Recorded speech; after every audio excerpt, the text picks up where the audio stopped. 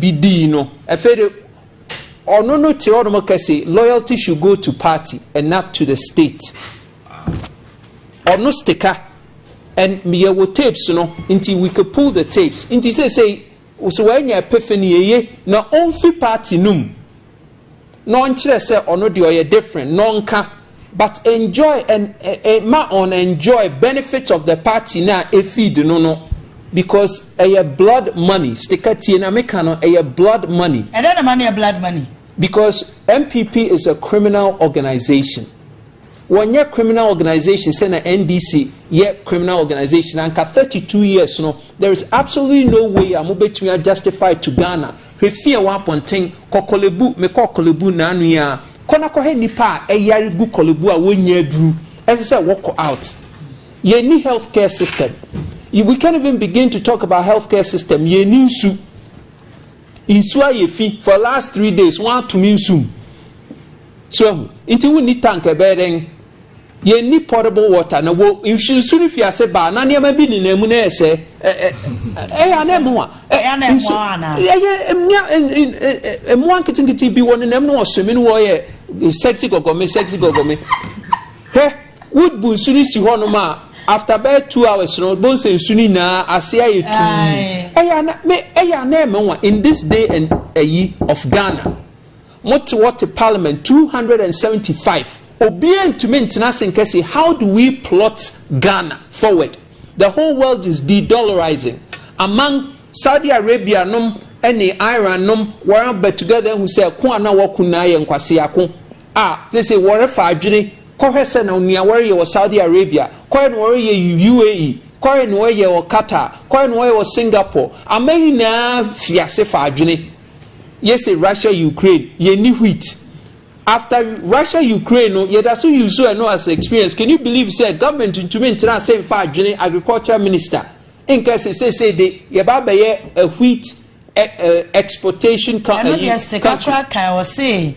Hobby no enjoy. We are seeing what children are me and what children. What na aturu na mudi chire Ghana for criminal organizations. Na mo sa duka daya mafioso cabals no mo bribedu mo na afede sika afede wuri hunyansa abekasa.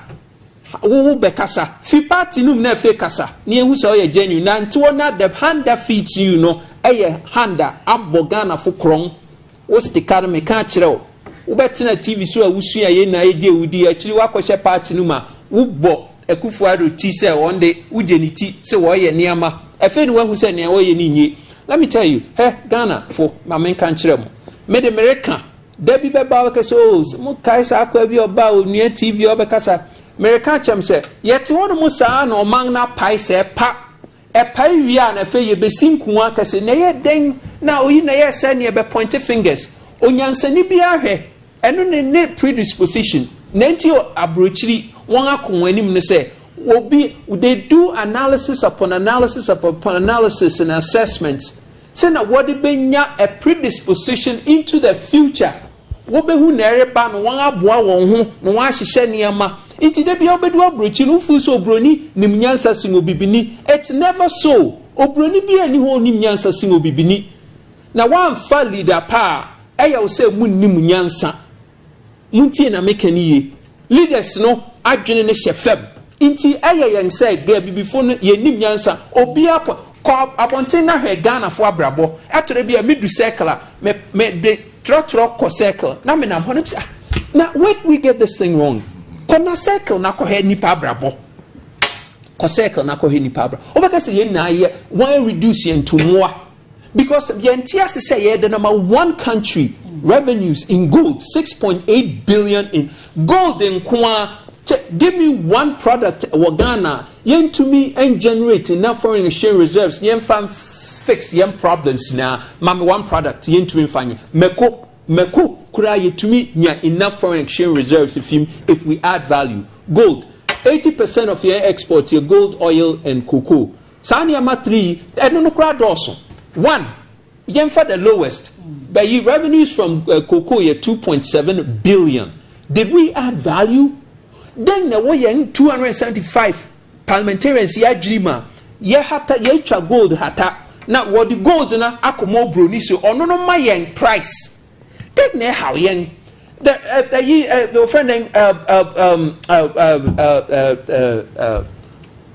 company wo America wo friend hedge fund company wo New York now one will put price on yen cocoa. How?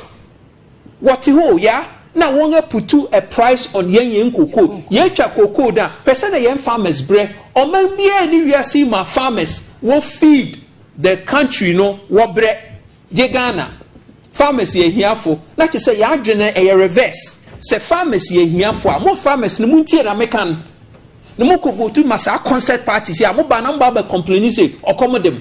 Because man vote to a mobile or what dream mamo as I said more farmers na mo nanka mo nam kwan mu a wo bo pi farmer riba no abue kwan ma mo na mo TSUV there work we are see mu na mo Ghana farmers na sesa nka di desing obia beans kura mutumi ye multi-millionaires from yanga bro yetumi ye a bro wa wo de ye everade sorbitol cassava products line of products all from cassava.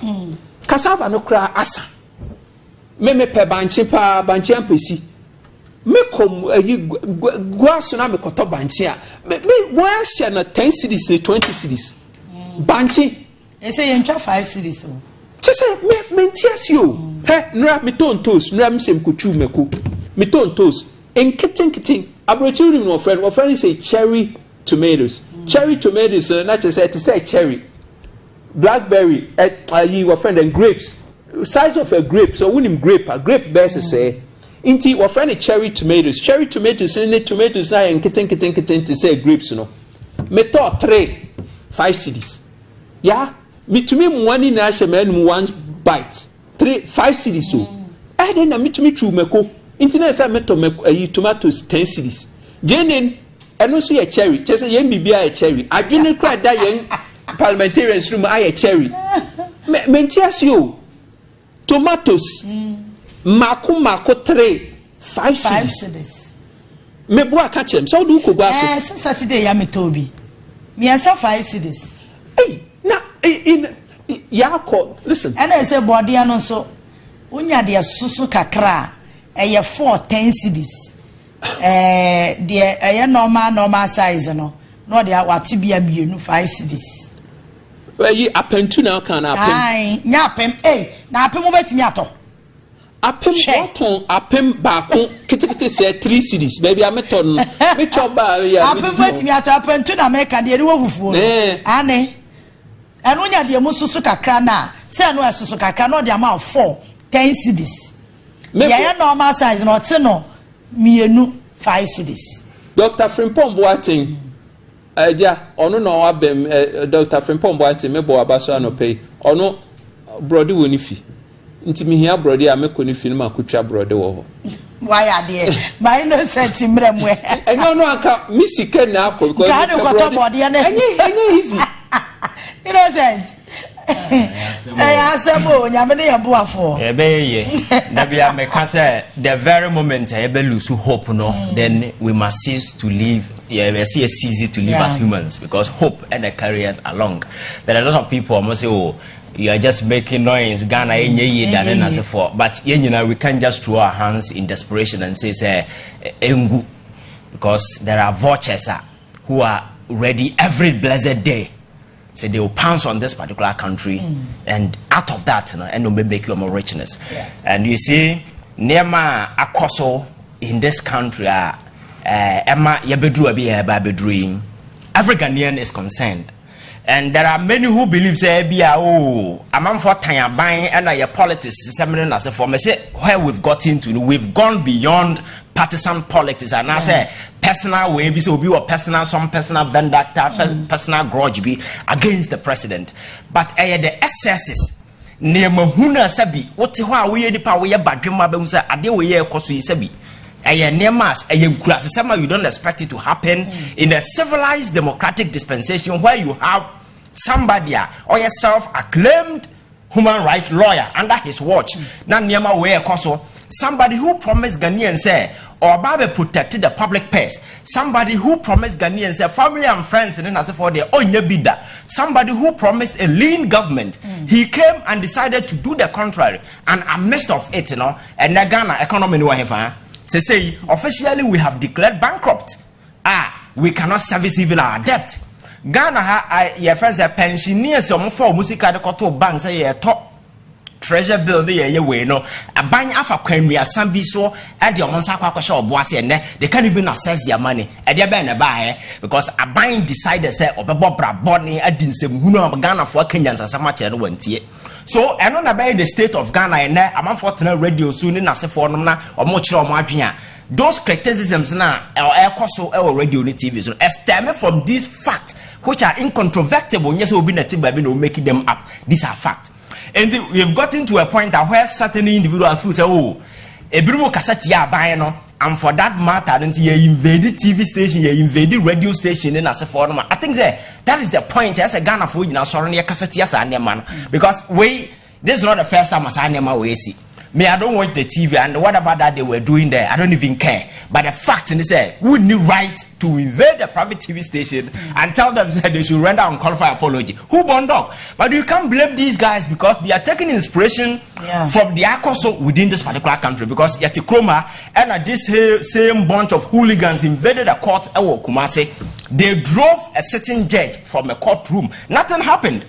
Not even a word of condemnation came from the president. Nobody. At the end of the day, a certain paltry amount of money was put on their head and they got away. So the impunity has been festering and it has been growing. They've been nursing this impunity. And Abadadi, Abra Yako, Ayawaso West Wagona elections, because you had a kind of tertiary mayhem, these miscreants and hooligans. At the bar Ghana for so at that particular point when the commission was set up to investigate at the course in the end and then you see it ended say a party hooligans and a armed with guns and your friends ammunitions to go there and terrorize people. Nothing actually happened. The president failed to act in that particular regard. You go into an elections where in a broad day 8 people were killed. And the videos are all over in the civilized democratic dispensation where you have a man in military uniform. Nimye hieni nim akraketwa odi to wear born ebuokunu atop camera some will be till date nobody has investigated. The akoso the akoso on kranza yakwachi abrantie bi police for kwachi yakuno the SS. You see nobody acted, nobody complained about anything. So these guys, where they are privy to the state of lawlessness, so out of that, and more draw inspiration. Say, oh, after all, your party now also. And truly, I can sit here and assure you, say, forget about the kind of statement people are throwing out there. This particular matter will not get anywhere; it will die. And that is where the danger now here can because this is not the first time. We've had instances where journalists are motena radio so can asem and now Kufuado airby promising Ghana for say or babe employed the announce method sabi obetimi aboa my fight corruption and as for no announce he has been bastardized, he has been insulted, announce has been demonized to the sense that the guy doesn't even feel comfortable to live in his own country. His brother Ahmed Swali Canada Japan Quatina TV so in the picture to say mono and that joker is just walking around so a president.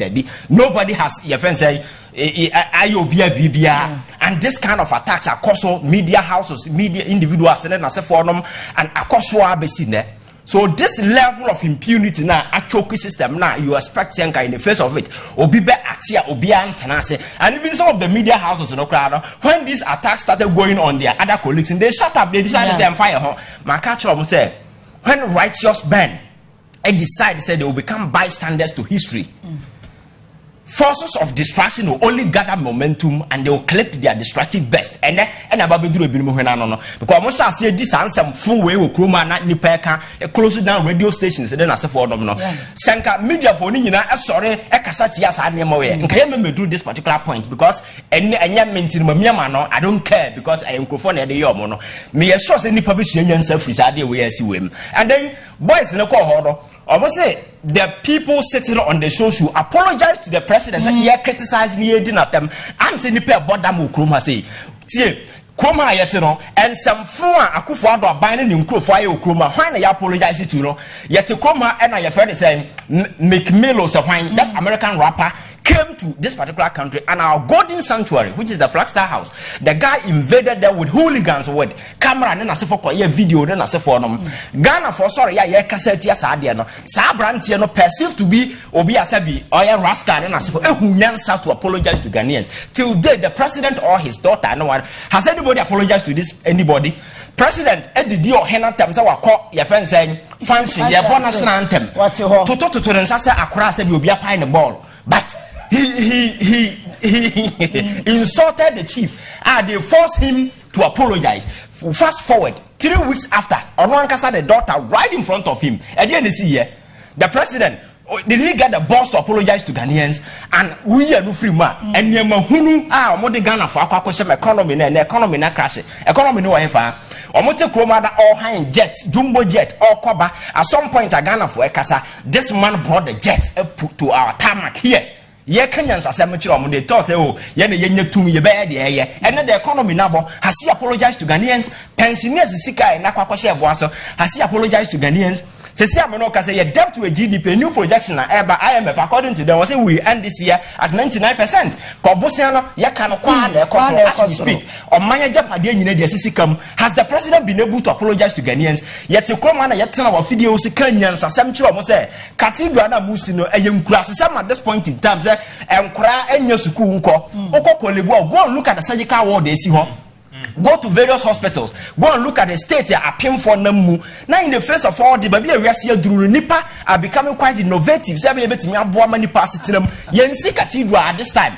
Yenam Crophobi, Mamma, the Cassock, Bomo, and minimum Chrome has a Okoana Power be breakfast or 10 to Miss Fidi, your friends, to me, school feeding.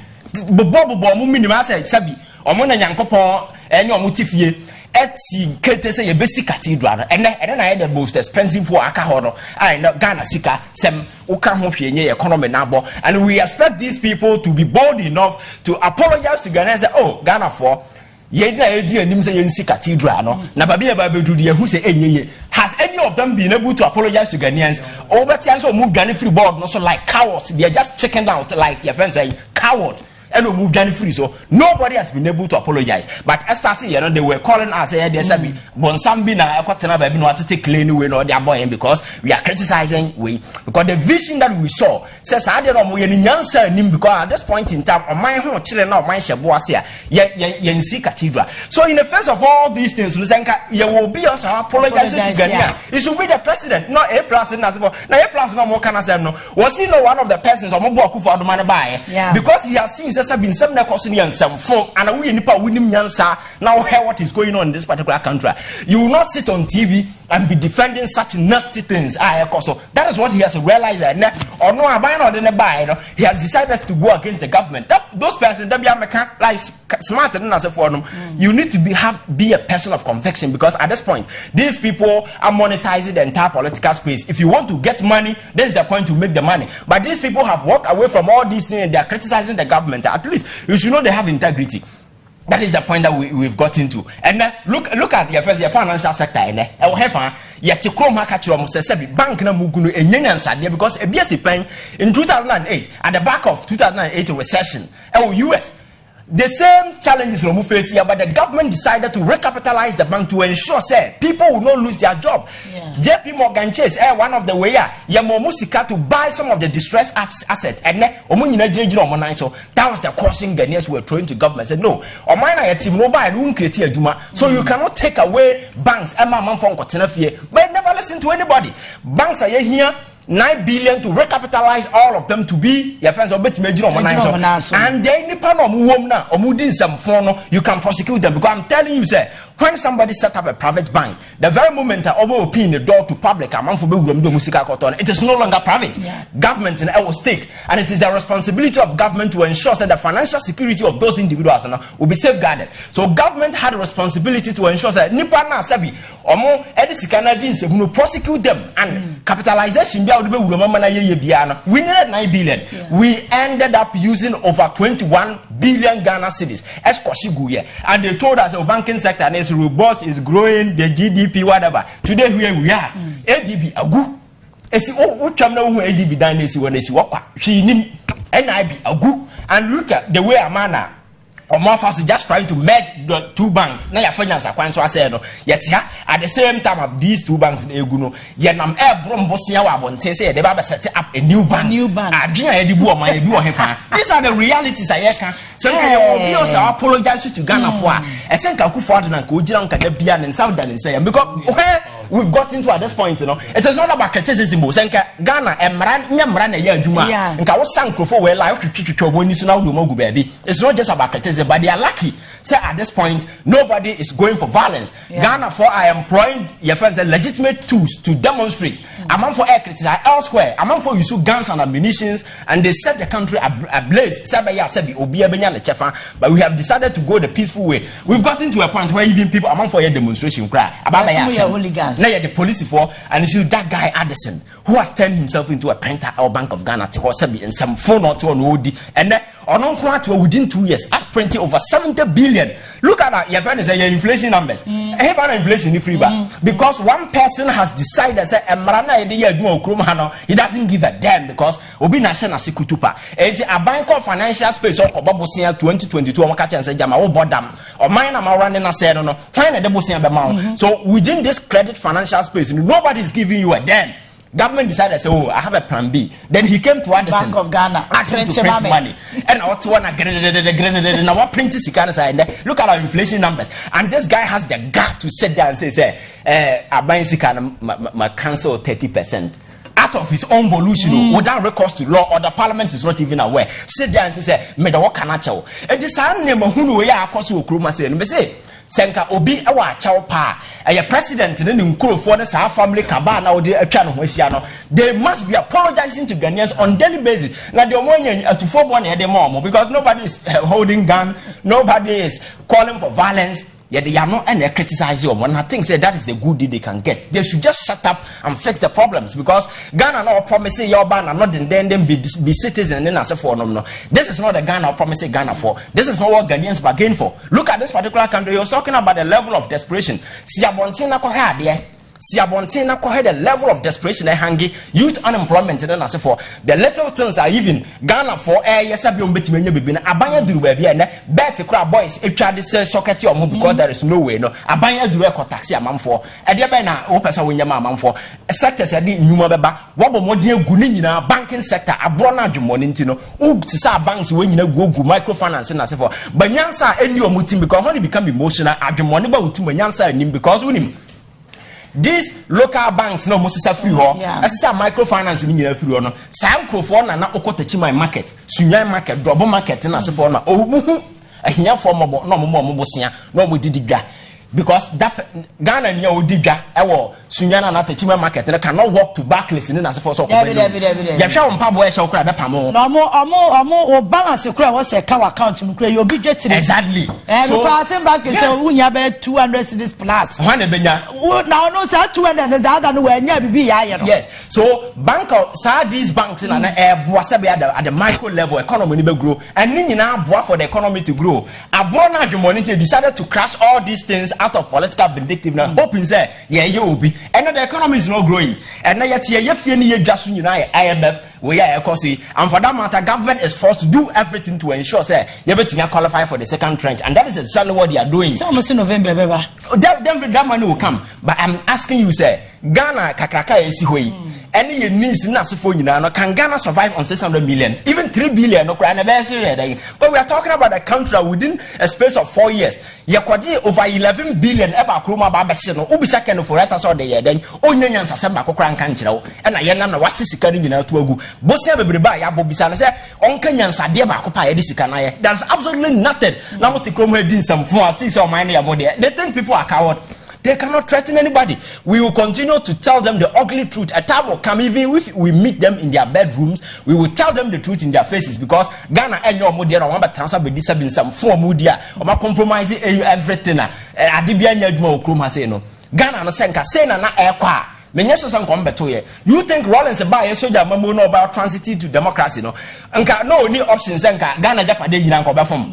Asisa gold na sefo nyina. When other people came, they could have done the same thing, but they said no. Your mind a year run obi di bi no obi abeja bi no obi aba. Ba mo de nsa be nkum ni finance for air form bibia sesa mabusia for and they ask at that side. As see airport where you near the Ghana we say I see so restaurant. Yes. See at home. Oh. Now what they are no 37 they war your friend saying DVLA. What who say DVLA assassin? Say ya be buho ni ni. I me so mo buho ni na. Oh, they will tell everything and go. They will sell everything. Can you believe it? They will sell everything and go. Inti omenya wuhwe. Ye di say ibu of mine. Inti me Ghana for inti enya. Say foreigners na fa Ghana. Yeah, yeah. So Wufa Accra, Wufa Ghana. Ghana is in the middle of the biggest francophone economy. Ivory Coast. We are in the middle of the biggest anglophone economy. Nigeria. 215 million people. The distance between Ivory Coast and Nigeria is about 840 kilometers. What call radius? What far radius so far Ivory Coast to see Nigeria? Sa area no. In the next 15 years, now there's going to be probably about 500 million people, 500 million people living here. Ensure your problem. Intos your problem. Jenny your problem. Ebro your problem. Banchi your problem. Ye near kwine. Ye near dying. Ye need education system. Ye need healthcare system. Inti babia obia kone say ye fair plane ye ko Dubai. Ye fair plane ye ko America and Europe. Inti impenyufo montume ntina senka say oh see yetumi ye Ghana a hub for the whole of Africa. Sa 500 million people ya ye ko Dubai na ye ko yesi ye pesi baby aspend ye CK. Wo mo beba Ghana na Ghana for youth no more than 50% be multi-millionaires in the next 5 to 10 years. A simple calculation. More than 50% of Ghana youth, you bet me a position woman millionaires. And yet just about getting a job. A job does not give you a lifestyle. Wealth gives you a lifestyle. There's a big difference because Zoom Lion for one more jobs, but well, you tell me 180 CDs a month. And a no 3 months, 4 months, yenchia omoka. Inti dear obika chrewa or dejiwa dreno should not just be a job. Dear deji adrene now to abama no ye dear all cultural said, not only am I going to give you a job, but I'm going to give you a lifestyle. Because with a lifestyle no, unya healthcare, unya kwine, unam street to swa, light to so, road markings wo Woko hospital ya ma wadro wo healthcare ehwew yarebia wo ne ehwew ye import in nuani fi emegu poison si megu eha awudia ubenya your friend saying kidney failure no akoda dialysis so a say wutua over 760 cedis a session for wunni sika obetua because wunni adwuma we enuanom we na ye presented to Ghana for we don't need an apology here. You see, Einstein or can ask him say, a mind that a creative problem no cannot be the same mind that a solve a problem no. So the mind not a creative problem no. Sankrofo we NDC NPP form a creative problem in the Fourth Republic no. We cannot go to them say one more my solution because obviously woman him said he solve a problem now and come be solve. They don't have the mental capacity to fix the problem. If they na come to the realization, say, yeah, I can't say, man can say, man can hear crowd.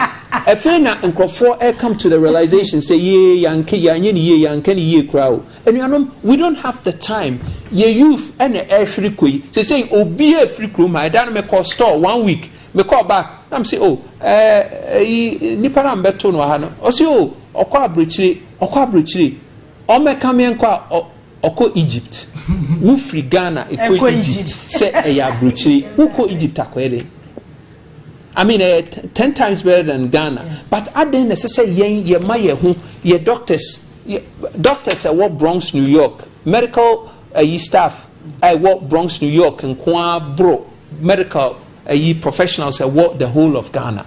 How can we function? Obia person tene kruma, obia programme neba anani nua bi so obekwa abrochiri. That's the order of the nation. Inti, how are we going to build? Obia ono no feel say or qualification bi obetumi de yebetumi use no de aboa omen o free kroma ya chichi o kasa na no yebe ti hanum kama mani visa awie nko a obe free ha wo me wo he abose so inti adai na ye ho saa yama ye heti ye ho obi sorry a ministers ni mpanyifo no ba say oh yebe omani ye dia ene ye na no we have to come together and change our attitude wa obeka say bia no sebe unnim nyansa enya oman ma na say change your attitude na sesa oman eye emra hwe ya sebe jafo emra hwe kan brofo de mean kan brofo mean til bro one more muku parliament no so emra sebe jafo mouthful womu na sese womu hihye emra abrochire nyansafo ni abrochire o mama munti menka sam nkyerem nyansafo eni abrochire systems na wa abrochire na a constrict obia se obeye ne nioma se oyenyansani but enyanyansani womu nyansafo and na se we na meka me say ye pe omo magimi wo wiase pa sorry to use that word okay ya brofo because mo ni ye nyina utimi so ma dwere nya papa but a son leadership and system na ye adwuma afoso amama wo hia bro ni asada adwen ye adwuma na adwene bia nya adwuma na ka ne papa mu o from krom abese ya sase wa na adwen ye adwuma you see central to the omo ye ni nyina care for humanity. If you are able to place that thing at the center and a better human-centeredness. Woman is superior. And your leaders na woman ya. Now how can you say me call Alibaba or one Alibaba nipa bako we see a whole town for 25,000 workers. Ne workers who and now one will be beer. They don't go outside of you know. How much better Bugatti? Your friend is Nipa no yeah, Jumama no crown, baby, I bet that crime and fun. Yeah, me see we see a playground. What like a channel de man no crown with me to be friend. Alibaba only dear friend, your friend of Papa. Nam say, hey, Oka Papa dear ni ye crew me software into moving ye or say software. Na software then one ye. Oh, just say one more friend of Papa. And you ma why dear na any ho. Iti the American ebusiafo muntie dear ye can you because this could be the last time. Ye be bahan ma ye be kasa ye be tibio na Ghana na pai we ani hwie ye na parliamentarians wo mu na aduane kwa abrochiri dear ye can say mamon twɛn na Ghana na ensei kra achia na emu ye moma ye fa dwene ya na de ekoso no na se minama nana mi abodamfo nko a aden enye aduane ni wi ayanu mo ohaw pa na amankrofo na me na ma me say me na bia me check abodamfo because it gives me an indication say yes say ye derail ye nye society aye dwi nipa ho ye care ubehu ma me abasriwa na sabi wayi no ho no wagya chese obia nkofa ne yemfa ne nko baabi enkudwa ne ma ne duani ni na enye responsibility for ye na say ye behwe nkrofo a wo ye less ana wo ye derange ana bibi no eno no mfa ye hu ye nkoto special edition V8 ne ye nam ne so air condition near the one way street so the opposite direction na na tese ze wujai masa eno nkyere se ye nimnyansa o eno nkyere se ye nimnyansa human centeredness to say na Ivan AK human centered ye be care about ye ho ye be ma aduane ebu ye be hwe ye ho homelessness ye be twafim enyare wa ye be ye free ho eno na kye say leaders e wo omanyimu no ye elevate okay Ivan Bremna ye can say asema ye kafa to say western world ni ade Now no me chance on video we say there some so Al Jazeera ne other foreign we me monitor mo kakra na video bi am ko chance on it lecture na no gina enkwada no so hwe na de baga na ha va say bi a class 4 class 5 enkwada na o kire omade na ensema o ka kire enkwada ne say omo no omo ya abrofo no omo nyini no omo fanto omutirim say when you go to West Africa and that's the African countries omo before say substandard enya or you saw a particular word or say enya ya ho kire na ye namu no ena ye omo fe na mom ye mpanyimfo na omo di yanim no omo subanti ena ba omo pese obe contribute to yen ye development because ye mpanyimfo ne ba omo ho a omo demonstrate mo hu say omo ye selfish. Number 2, omo dwen nipa ho. Etu omo so omo njai wo mo manfo no. E me dwen Africa for omo nya sa time no. Eti they should put it in their mind the same. Omo agenda ne so mbeko so African countries. We should be where we are. Yen develop da. Yen nya sika. Yen ho nto yen. Se be ya anytime bia ye leaders ne be dem. E betumrika akom ho. Enu achi ye natural resources na ye woni nyina no. They will make sure say ye add value to some natural resources, no, because or cut to us to say the very day you better add value to your natural resources, and they will not sit and allow that to happen. And I'm saying, hey, until Krakatuano, well, I started Chiromo, and watch on my catch on so Munikaima or Mukroma for who here or Mokane, and so any other person, ebe follow. Enti we Africa dia ono onfa wo ho odwe ni kuro mani hu se ne ho ato na nsampo na wo bosia na obepe ne kra no watwanani aba be. Yeah, is so simple say Ghana for empanyimfo pese Ghana for loyal ne patriotic and want to say be Ghana for hey America America Denti na Americans here patriotic saying baby no because one mama would think can say wo ye pese wudi wo ko Singapore ya na me nwa ya wonam Singapore sa wo metumi asidansi ho say wo de air conditioner gum wo be kona snacks room ko shem na cool ho because a hot temperature na e ho ado ya enye me say wonam subway no to say free hako circle ya air condition baby nkunya ho wotumi tena ho didi Ukonam Shanghai. They say, what my said that, what my year? I say, you have a cassianti, you're paying for a call by the you, baby, and then who say elements and glimpses of human centeredness. Say, you see what Kai say, would ye,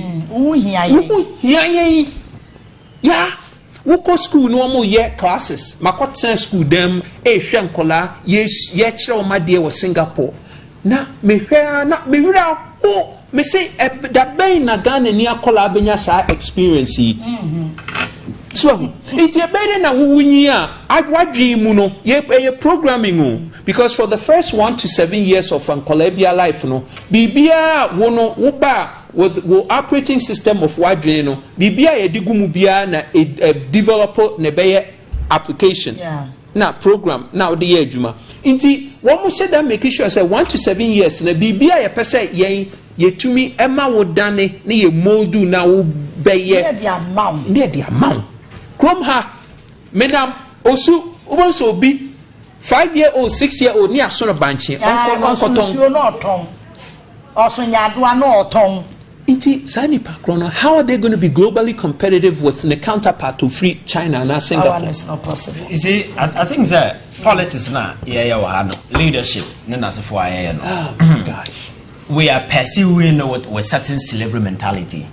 So it is not about creating equal platforms. We are betting leverage because my culture says every nipa that's any be was assist to be on the potential and diverse, different. So as a country, you provide a platform so that individuals can leverage those things to become self-sufficient, economically empowered, and they become free. Africa, poverty, a multi-billion industry are deliberately created to enslave the population because don't forget, the back now shows me catch yourself. if you want to enslave a population, take away their economic freedom, and forever they will be indebted to you. That is what is happening within our political space. And in Nipano, the whole agenda isn't about maximizing anybody's capacity. It is about saying, the will continue to live as Lord. Say forever and ever, no, will be in servitude. That is the kind of mentality air driver, because Africa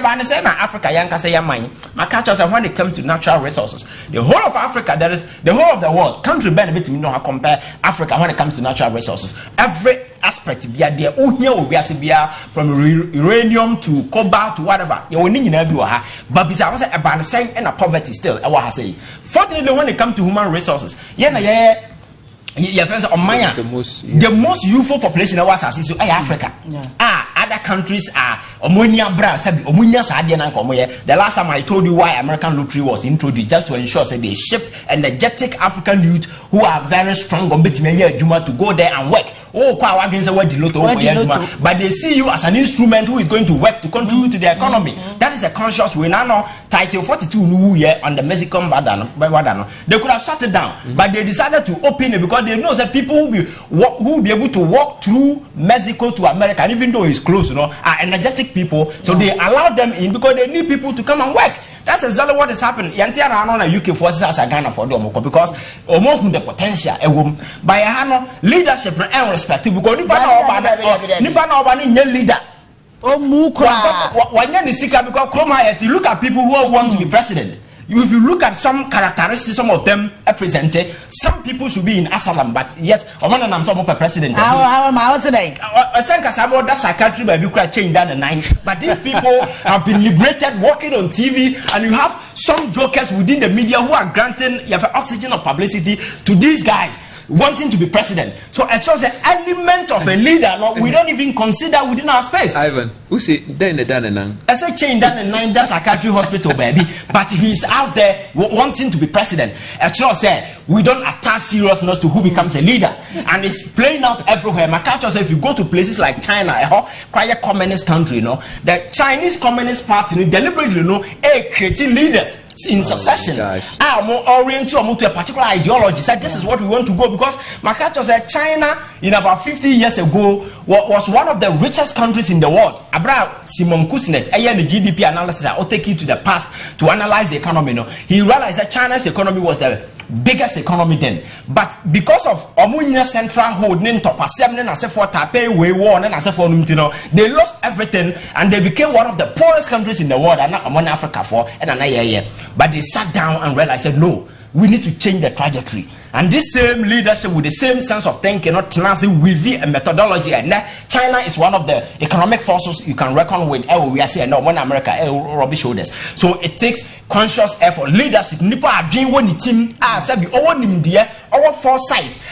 Ombetimia ye nema betimia ma omayno destiny are changing. By realizing the potential in its own people. It is not about say me the VA team and I'm lording over people. Then I say for me, because sometimes if you go to parliament and you look at things that is happening there, sometimes you become so shocked, because now me catch you will be say, yeah, as individuals, me Kofi war ne journalists, political parties, whenever we are dissatisfied with Nema Air Koswa, we can employ demonstration, protestation, whatever to register our displeasure. But to a pointer, parliamentarians who say house and your team, we can never come into a consensus. We can't pick up an agenda and agree, because Bank of Ghana demonstration not parliament to me to call the man to answer. But Papa no do what? I beg your politics. Minority no push it. One CHMS. Oh. Also, I'm a friend and no one supports it. Exactly. You cannot commit me a friend. Can no. I'm a friend of bar. Way back so I know the day there will be no value. So parliament that is supposed to provide us a platform, asabi in Nema Efa Ghana, as a reasonable human being, say your school, your orientation, your nyansa, your left from your right, we'll be able to rise above cheap partisan politics, not just extreme partisan as we are. Now who say now we need to sit down and analyze things. Now who say we are situating things in their right perspective. But politics now Sika politics na yepe. And I can't tell people say if you want to be in a leadership position and your motivation is money, you come and make it in abundance. And at the end of the day, no, you don't care about people. That is why this human-centeredness and then as for all kind of you don't see. Because I want them the streets of Accra now here and cry also pure water. But these people trafficking so pure water. Ubesia sa ne jefo mo Accra ketwa would be a future I nim na opinion that they saw to that they Accra or that they but here ne sabi abrabobone leaders naebontino ne future na ne shabre nyina ne potentials nyina odi kwa ko because obinu nam kwan wa na car bon obi ha ontimi ko ne krom back. People don't care. This is the kind of slavery I create e wa say. So leadership no goes beyond and I mean may share flashy. If there's a quote, it goes beyond that. You need to invest in human beings. But politicians of more Ghana, how many people are interested in investing in human beings? They just want to use everybody, enslave you, make sure that forever and ever, and you become powerless. Because the very moment that we knew hope here, you know, that is when you will continue to do this honorable.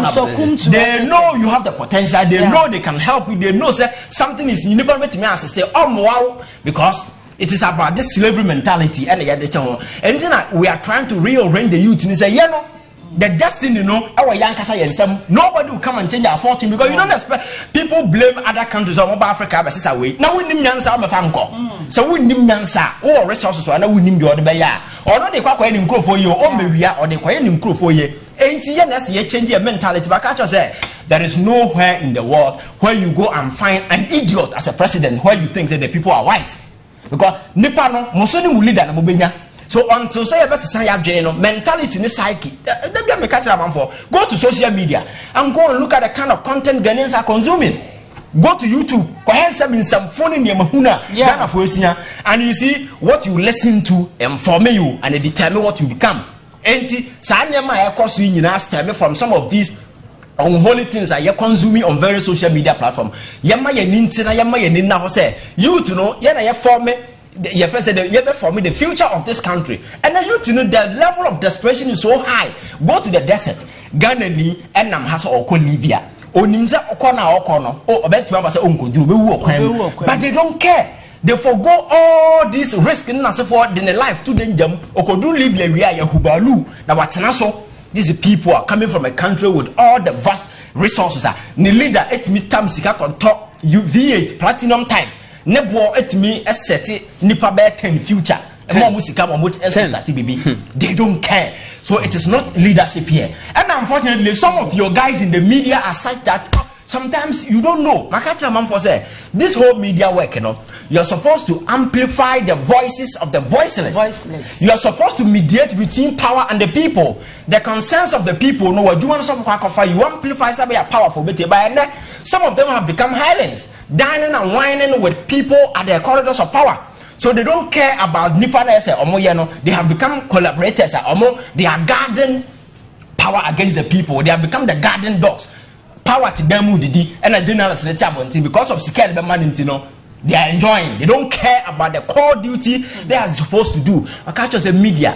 You intercede on the people's behalf. So we need to change focus. Now your politics now with the new focus. It is not about NDC you can belong to your party. But going forward, the party may wrong, you should rise against it. That is why I have issue with Obitse Allah and then I say for an so what's in the party then I say for because all the ills going on within the MPP then I say for no what's I say you are a beneficiary, you enjoy, you never complain. He's out there say now he was seeking to protect Akufo-Addo's legacy. What a legacy? What a legacy in Akufo-Addo they're leaving behind? I will protect it. All the nasty stuff going on, you couldn't even open your mouth and speak. And I'm telling people, so do you know how leaders emerge under extraordinary circumstances? Asemsi, that's obia intimin soren kasana we one person now sorry si ona do hu gina hwa. Then you know say decent minds will gravitate towards you because at that point, you have become a rally point. That is how leaders emerge.